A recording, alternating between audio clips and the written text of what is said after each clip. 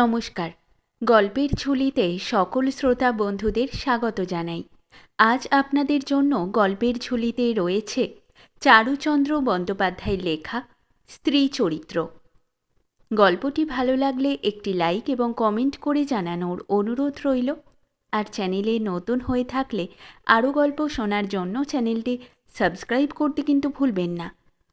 তাহলে চলুন শুনে নেওয়া যাক আজকের গল্প। পূজ্যপাদ শ্রী শ্রী সঙ্গপাল মুমুক্ষু মহাশয় শ্রী শ্রী চরণ কমলেশু। মতিমন, আমি বিপদে পড়িয়া আপনার শরণাপন্ন হইতেছি, কৃপা করিয়া রক্ষা করুন। আপনি বোধহয় জানেন, ওদন্তপুরীর রত্নাকর শ্রেষ্ঠীর কন্যা সুমিতার পাণিপ্রার্থী ছিলাম আমি। রমণীর জটিল মনস্তত্ত্বানভিজ্ঞ আমার সামান্য নির্বুদ্ধিতায় আমি তৎকর্তৃক পরিত্যক্ত হইয়াছি। ওহ, কি মনস্তাপ! আপনি সুমিতাকে বাল্যবধি জানেন, অর্থাৎ আপনি অন্তত মনে করেন যে আপনি তাহাকে জানেন। কিন্তু হায়, রমণী চরিত্র নিতান্তই দুর্গেয়।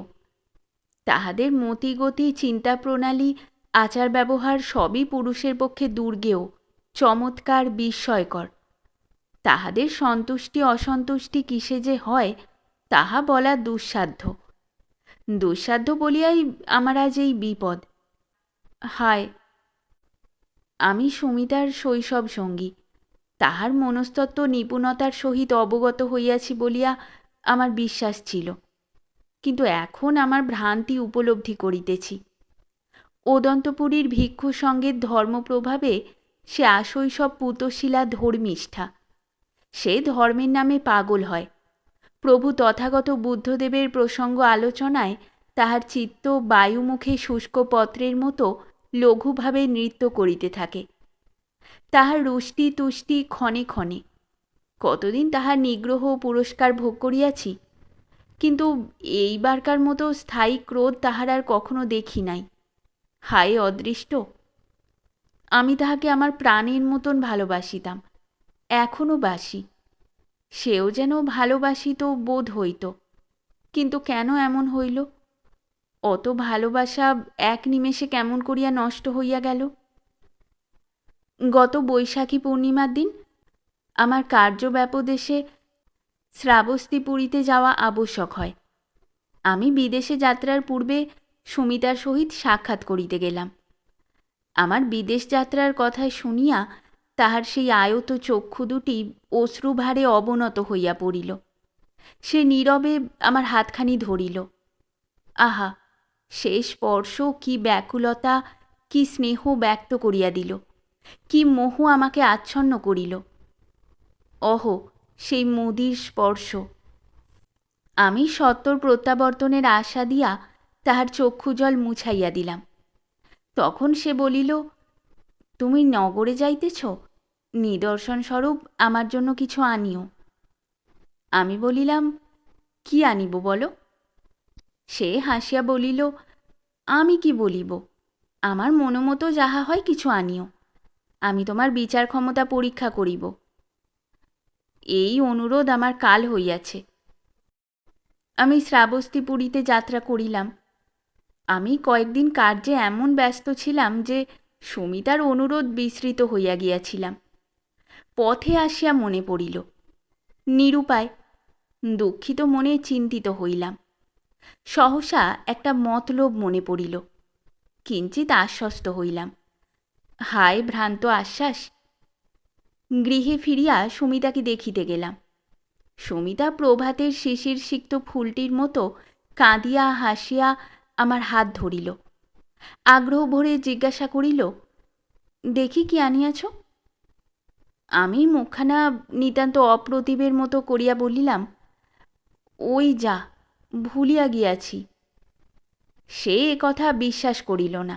সে হাসিয়া বলিল, প্রেমিক প্রেমাস্পদের অনুরোধ স্মরণ রাখে না, ইহা অসম্ভব। আমি মনে মনে লজ্জিত হইয়া আমার ত্রুটি স্বীকার করিলাম। তবু সে আমায় বিশ্বাস করিল না। তাহার ব্যগ্র দৃষ্টি আমার উত্তরীয় অন্তরালে যাহা হয় একটা কিছু আবিষ্কার করিবার জন্য উঁকি ঝুঁকি মারিতে লাগিল। তাহার কৌতূহল ও আগ্রহ লইয়া আমি খেলা করিতে লাগিলাম। তাহার কাকুতি মিনতি অনুনয় বিনয় পরম পরিতোষের সহিত উপভোগ করিতে লাগিলাম। যখন তাহার উচ্ছ্বসিত কৌতূহল অশ্রুবিন্দুরূপে পক্ষ প্রান্তে কম্পমান দেখিলাম, তখন আমি একটি গজদন্ত খচিত চন্দন কাষ্ঠের ক্ষুদ্র পেটিকা তাহার হস্তে দিলাম। সুমিতার কৌতূহলী চক্ষু পেটিকার মধ্যে একটি ছিন্ন নখ দেখিয়া দীপ্ত হইয়া আমার মুখের দিকে চাহিয়া নীরব প্রশ্ন করিল, এ কি? আমি মিথ্যাবাদী তাহাকে প্রবঞ্চনা করিয়া বলিলাম, উহা ভগবান বুদ্ধদেবের পদনখ কণা। দৃঢ় ভক্তি ভরে পেটিকাটি মস্তকে স্পর্শ করিয়া বক্ষে চাপিয়া ধরিয়া সুখাবেশে সুস্মিতা বিহ্বল হল। আমি আমার সততার জন্য লজ্জায় মরিয়া গেলাম। হায় ধর্মহীন নিষ্ঠুর প্রবঞ্চনা! আমার ক্লিষ্ট মুখভাব দেখিয়া বিশ্বাসপরায়ণা সরলারও বুঝি সন্দেহ হইয়াছিল। তাই সুমিতা আমার মুখের দিকে চাহিয়া জিজ্ঞাসা করিল, এ কি যথার্থ ভগবানের পদনখ? এই দুর্লভ সামগ্রী তুমি কেমন করিয়া পাইলে? আমি ধূর্তের মতো এদিক ওদিক তাকাইয়া চুপি চুপি বলিলাম, মহারাজ বিম্বিসারের স্তূপ হইতে চুরি করিয়া আনিয়াছি। হায়, আমি অনাচারী অধার্মিক সততা করিয়া আমারই পদনখ ভগবানের নামে চালাইয়া দিয়া সরলা বালিকার ধর্মনিষ্ঠার প্রতি কৃতজ্ঞতা করিয়াছি। সরলা সুমিতা তাহার আয়ত চক্ষু কৃতজ্ঞতায় ভরিয়া শুধু নীরবে আমার দিকে চাহিল। আমার হাতখানি ধরিয়া তাহার অনাড়ম্বর স্নেহ সবটুকু নিঃশেষে যেন আমার পূজায় নিয়োজিত করিয়া দিল। হায় অপাত্রে বিশ্বাস, হায় অপূজ্যের পূজা! ক্ষণিক পরে আনন্দ সংবৃতা সুমিতা প্রশ্ন করিল, মহারাজের স্তূপ হইতে চুরি করিলে কেমন করিয়া? হায় মিথ্যে কথা!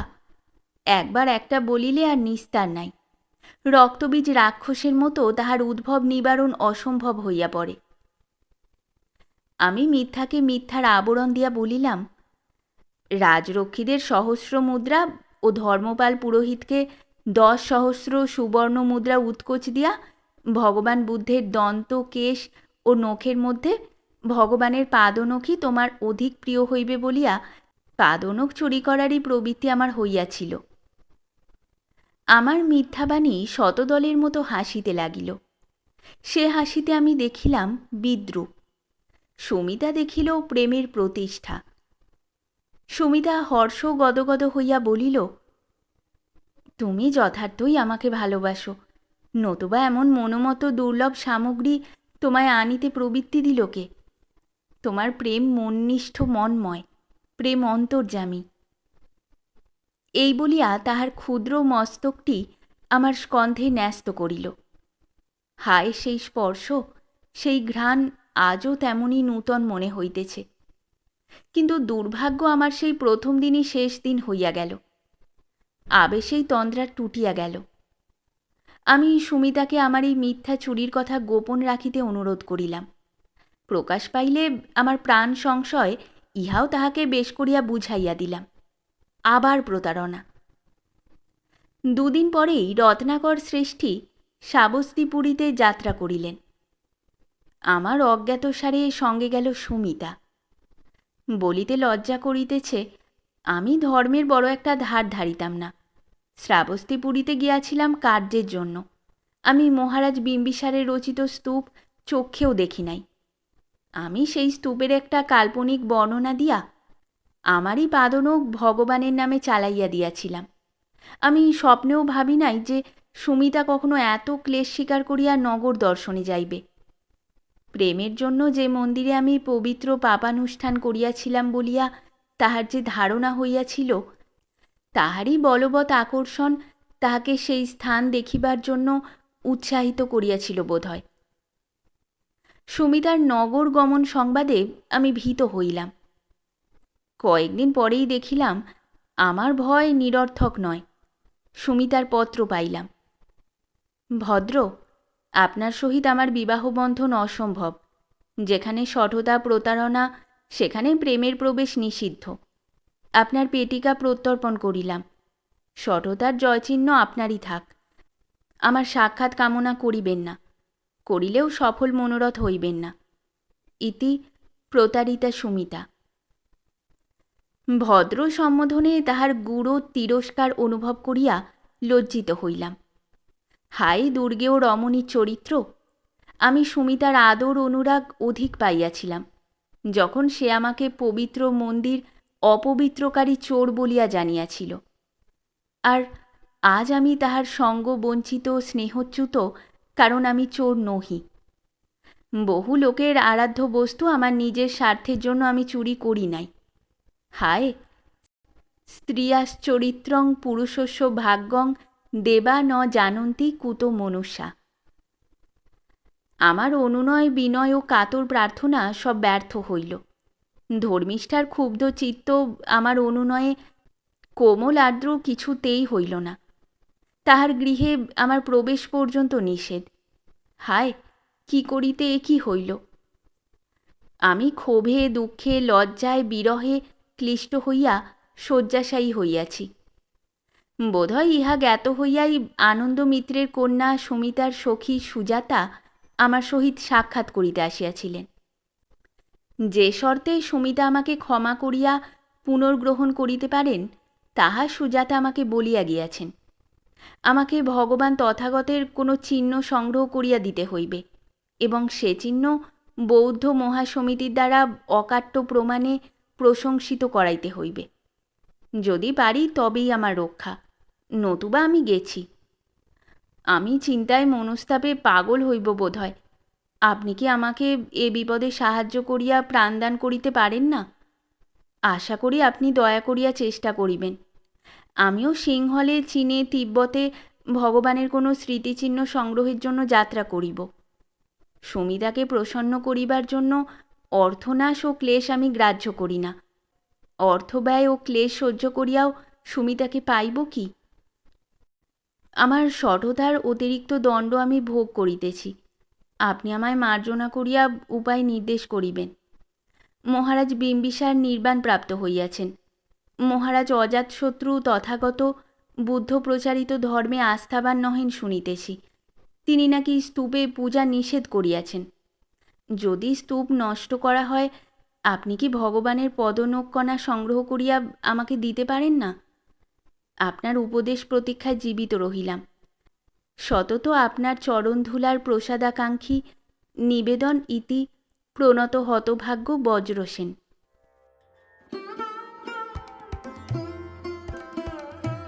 শেষ হলো আমাদের আজকের গল্প। গল্প পাঠে এবং বিভিন্ন চরিত্রে আমি তৃষিতা। গল্পটি ভালো লাগলে লাইক এবং শেয়ার করে দেবেন। আর চ্যানেলে নতুন হয়ে থাকলে আরও গল্প শোনার জন্য চ্যানেলটি সাবস্ক্রাইব করতে কিন্তু ভুলবেন না। খুব তাড়াতাড়ি নতুন একটি গল্প নিয়ে ফিরে আসব। সকলে ভালো থাকুন, শুনতে থাকুন গল্পের ঝুলি।